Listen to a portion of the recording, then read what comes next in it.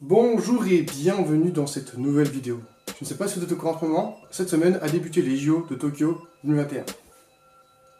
Bref, les JO modernes c'est un grand tournoi multisport qui existe depuis 1996. Il rassemble tous les pays du monde. Enfin, quand je dis tous les pays du monde, la Russie a été écartée pour cause de dopage. Du coup maintenant les athlètes russes participent quand même aux JO sous une autre bannière qui s'appelle la bannière des réfugiés olympiques. Ça change quelque chose? Ne demandez pas, sinon on va avoir des problèmes. Et comme je disais juste avant, les JO modernes existent depuis 1996. Et Dieu sait qu'il y a eu des événements. Et aujourd'hui, je vous parle de 3 événements qui s'est passé lors des Jeux Olympiques. D'été. Moi je précise bien d'été parce qu'il y a aussi l'hiver. Je sais pas pour ceux qui connaissent un peu le sport, mais voilà. Pour commencer, on va parler des JO de Berlin. En 1936. 3 ans auparavant, il y a eu la montée du nazi au pouvoir en Allemagne, avec l'élection de Adolf Hitler en tant que chancelier. Et comme on le sait tous, Adolf Hitler, il a adopté une dictature impérialiste, raciste, xénophobe.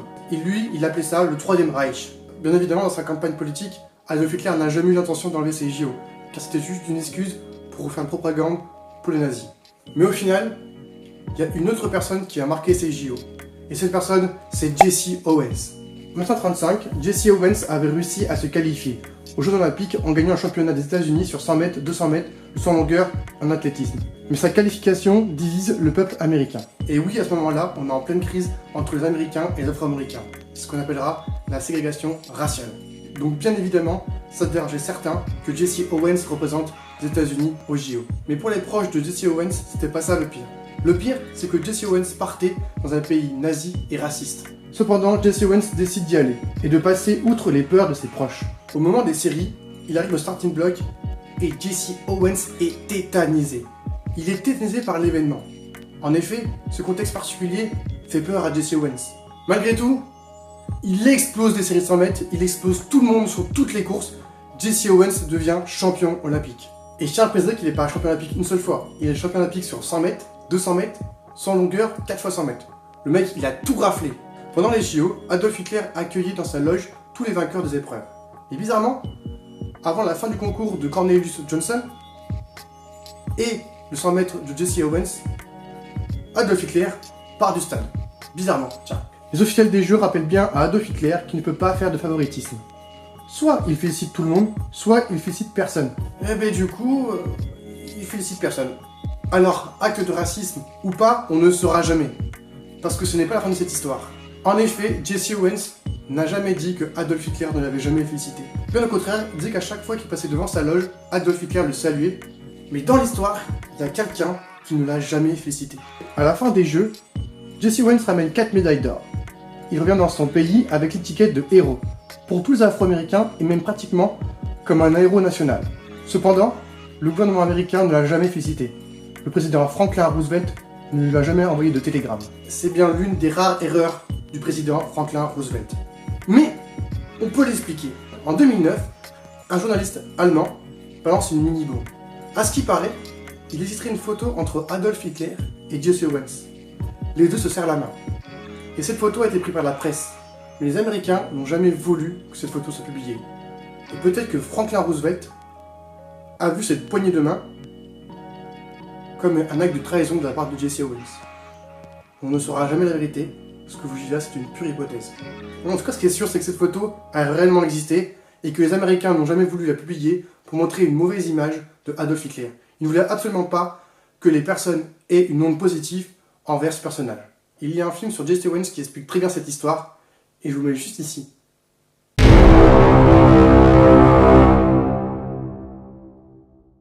Mexico, 1968. Jeux Olympiques. Laissez-moi vous planter le décor. Martin Luther King est assassiné le 4 avril. Bob Kennedy est aussi assassiné le 20 juin. 2 personnes emblématiques dans le combat de la ségrégation raciale. La guerre du Vietnam fait rage. L'invasion de l'URSS à Prague. Mais surtout, 10 jours avant les JO, il y a le massacre de Tlatelolco, qui fait 300 morts, dont on soupçonne la CIA d'avoir organisé ce massacre. Clairement, ces JO sont très mauvais. Avec tout ce qui se passe en ce moment, on peut se dire mais comment font-ils pour organiser ces jeux-là? Mais en fait, c'est le président mexicain, Adolfo López Mateos, qui décide de conserver ces jeux. Pour lui, ils sont signes de paix.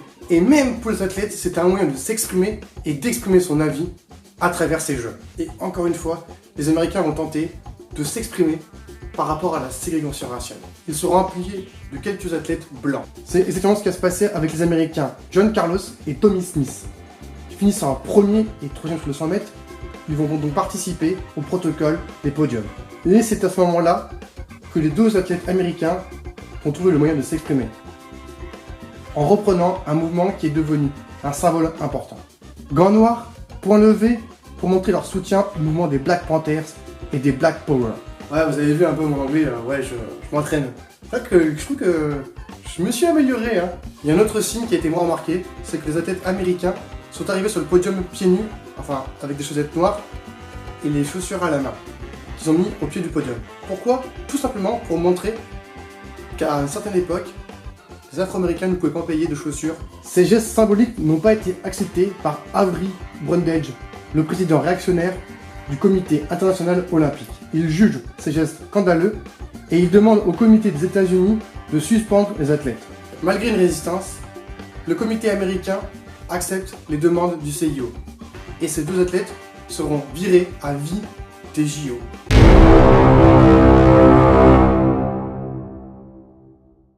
Les Jeux d'Atlanta 1996, alias les Jeux centenaires. Ce sont les 4e Jeux modernes organisés par les États-Unis et pourtant, l'organisation va vraiment être catastrophique. En effet, les athlètes reprochent à l'organisation un problème de communication. Ils n'étaient pas tout le temps au courant ou alors ils étaient au courant au dernier moment des épreuves, du programme de la journée et en plus, les transports étaient mal organisés. Les métros avaient du retard, les bus étaient dans les embouteillages, bref, c'était catastrophique. Et ce qui est marrant, c'est qu'ils se gourraient dans l'attribution des médailles. Parce que parfois, ils donnaient la médaille de bronze à la personne qui est censée avoir une médaille d'or. Bref, la préparation de ces jeux n'a pas été prise au sérieux. Notamment dans la sécurité. Je pense qu'à ce moment-là, les Américains n'avaient pas pris conscience de l'ampleur de ces jeux.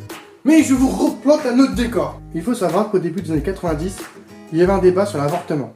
À cette époque, la politique américaine est tournée de plus en plus vers le peuple. De plus, les droits des femmes sont de plus en plus remis en cause. Et forcément, le droit d'avorter, c'est quelque chose d'important. En toute logique, il y a des gens qui sont forcément contre. Le principal parti de la population qui est contre l'avortement, ce sont les chrétiens. Pour eux, ce n'est pas naturel, si une femme est enceinte, c'est un cadeau de Dieu. Alors, pour exprimer son mécontentement, Eric Rudolph Robert va faire exploser une bombe en plein milieu du village olympique.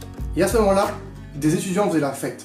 Cette bombe va faire 2 morts et 111 blessés. Malgré cet attentat causé par les terroristes chrétiens, le CIO décide de maintenir ces jeux comme on l'a fait pour Munich 1972 lors de la prise d'otage. Le terroriste, lui, sera arrêté en 2003. Il a même fait partie de la liste des 10 fugitifs les plus recherchés par le FBI. Et en 2005, Eric Rudolph Robert sera condamné à la perpétuité de prison.